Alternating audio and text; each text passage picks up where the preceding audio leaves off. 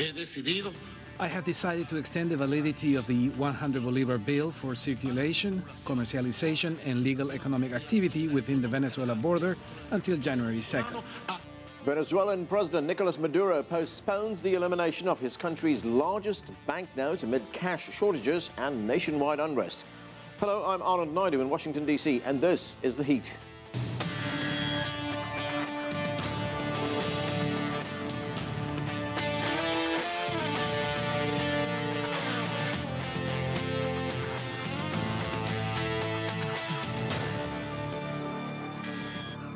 The sudden change of policy from Venezuelan President Nicolas Maduro follows days of economic chaos.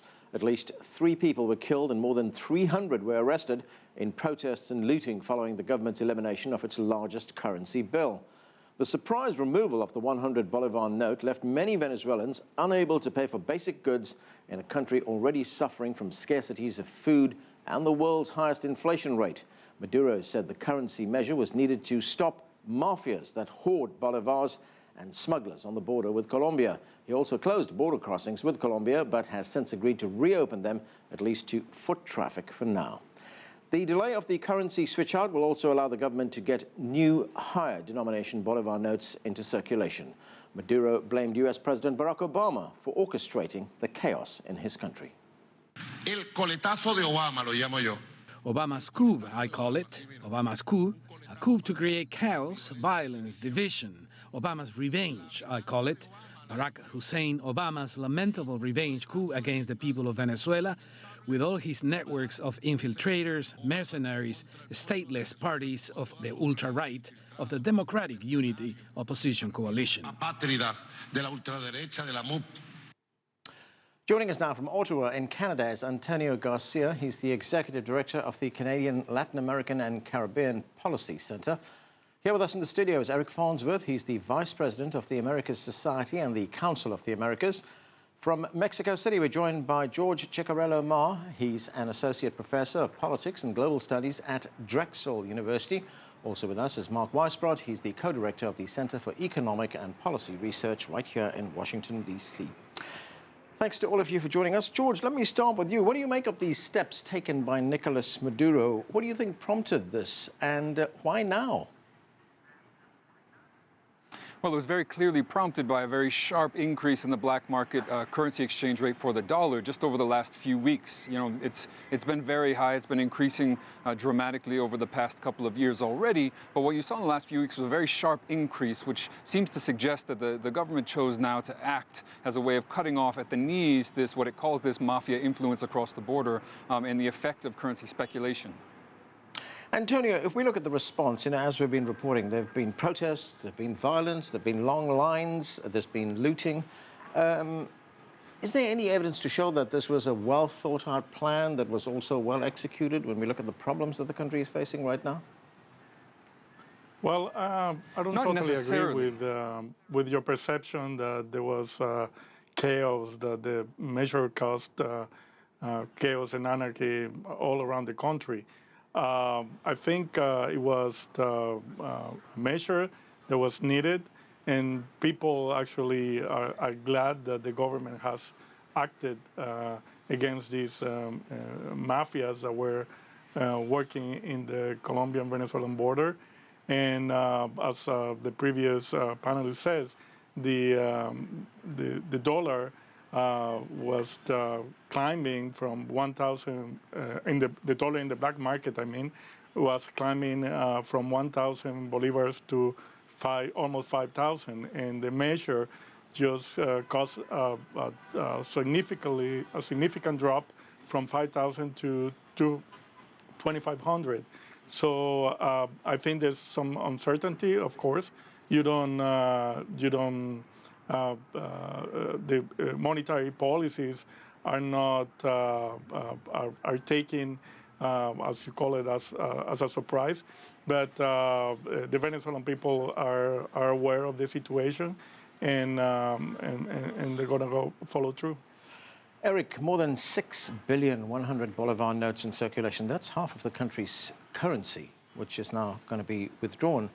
It's a major task. What do you make of the way it's being done? Well, I don't think they planned it quite this way, in other words, to do it quite this way. It's tough on your economy if you withdraw your money and don't replace it with anything. Then the people don't have any money to try to spend on items that in this case don't exist anyway, but the ability to actually have cash was something that I think was really disturbing in a lot of Venezuelans, and why you saw so many protest lines over the course of the weekend. Mark, was this a miscalculation at this time by the president? Well, I think they should have had the other money in place before they withdrew the 100 bolivar notes from circulation. The president says that there were planes taking it there and that those were turned back.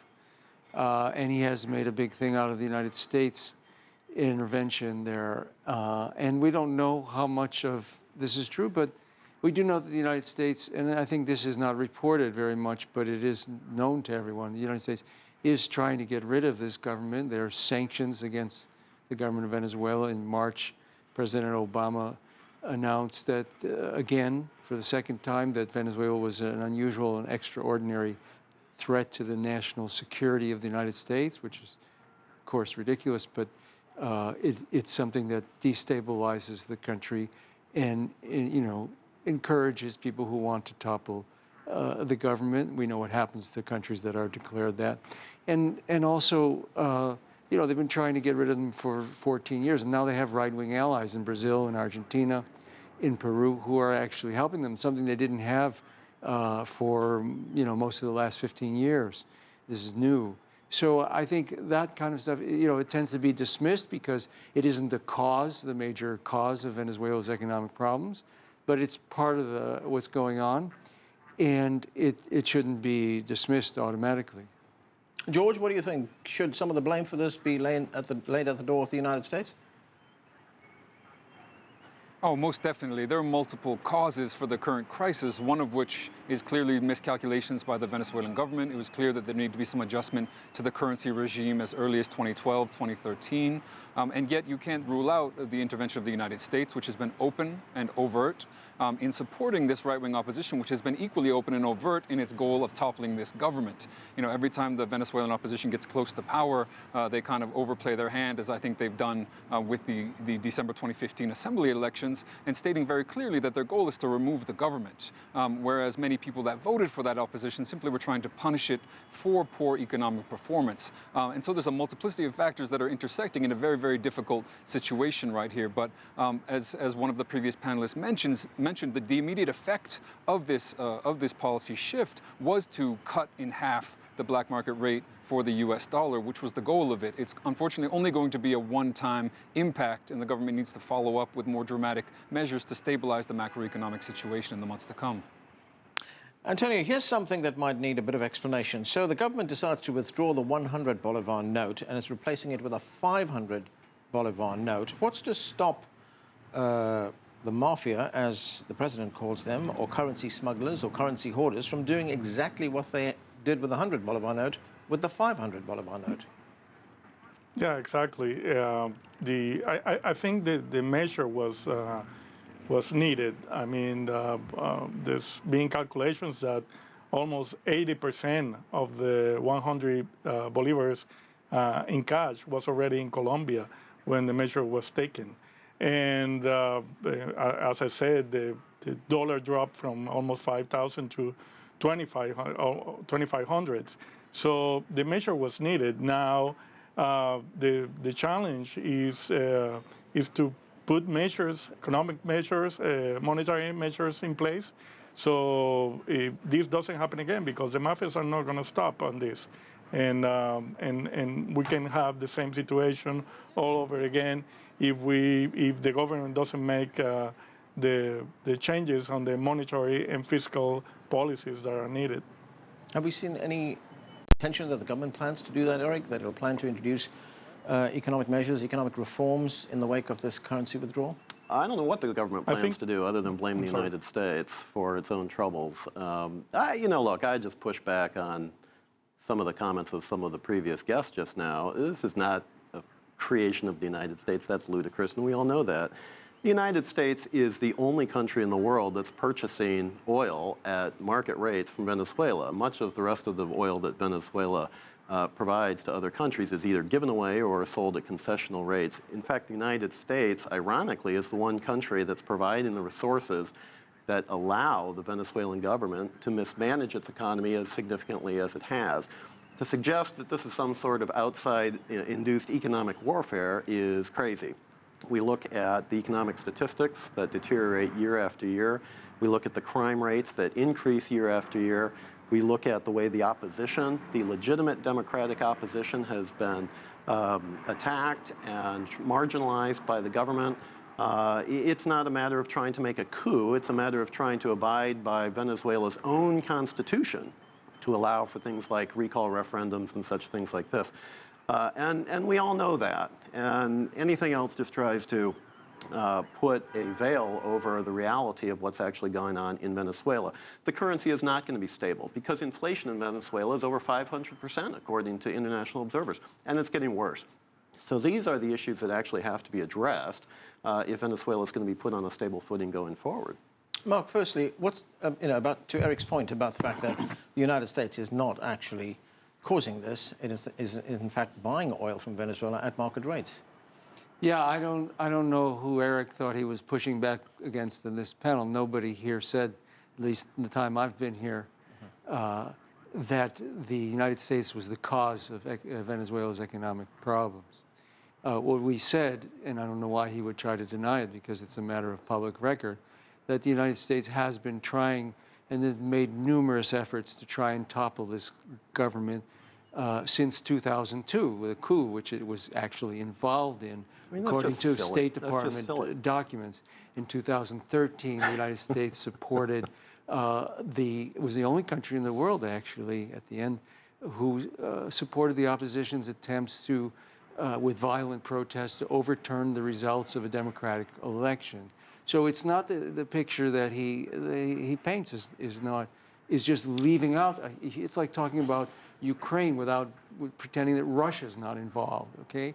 And so, but that said, these economic problems are real, and as other people have already said, they're going to take very serious reform. They're going to have to, personally, I think they're going to need to unify the exchange rate. That's a huge part of the problem, because you have this black market rate and this inflation depreciation spiral. And so they're going to have to do that. They're going to have to decontrol more prices in order to get rid of shortages. I mean, they need very serious economic reforms to get out of this. Eric, let me give you a chance to respond very quickly to that.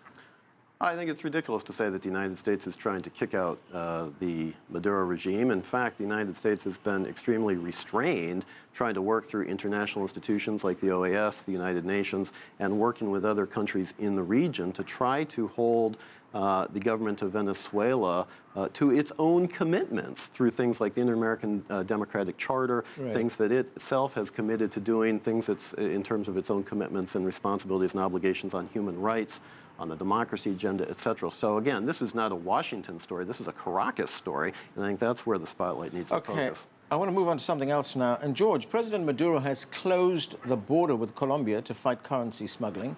Then he reopened the border. That was a policy reversal on his part. Why did he close it in the first place? Well, the reality is that this attempt to hit the mafias on the border required the element of surprise. This much is clear. All of these bolivar notes were on the Colombian side, in Cucuta and other places, where a great deal of currency smuggling goes on, black market activity. We all know this is undeniable. And the goal was to simultaneously withdraw the 100 bolivar notes, close the border so that these bolivars could not re-enter, and also make it difficult for mafias operating within Venezuela to redeposit these, because to deposit huge piles of cash into a bank account and to exchange them for the new currency, they would need to explain on some level where that money comes from, and that's what made this measure effective. It's also, however, what has made it, as I put it, a one-time measure. There's really an attempt to hit these mafias one time. If they don't change the currency regime, this will continue. It will reappear with these new currency notes, and the border won't be closed forever. Reopening it to foot traffic is, of course, an attempt to allow people to maintain their everyday lives without, nevertheless, allowing them to carry huge amounts of currency across the border and deposit it into Venezuelan banks during this period. Antonio, looking at the situation in Venezuela right now, is Nicolas Maduro in trouble politically right now? Well, with that kind of opposition that Venezuela has, I don't think so. Some of the panelists said before that they thought that they could topple the government once they won the majority in the National Assembly.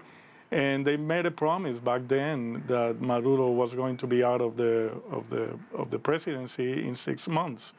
They had a lot of discussion and problems within the opposition. There's ideological conflict between the extreme right and the most moderate people from the opposition. And then also it's a dispute for power and control within the opposition.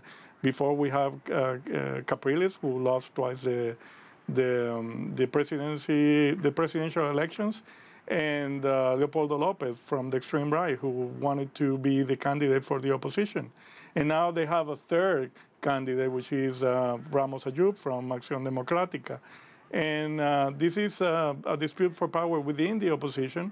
And now the disputes within the opposition are wide open, are public.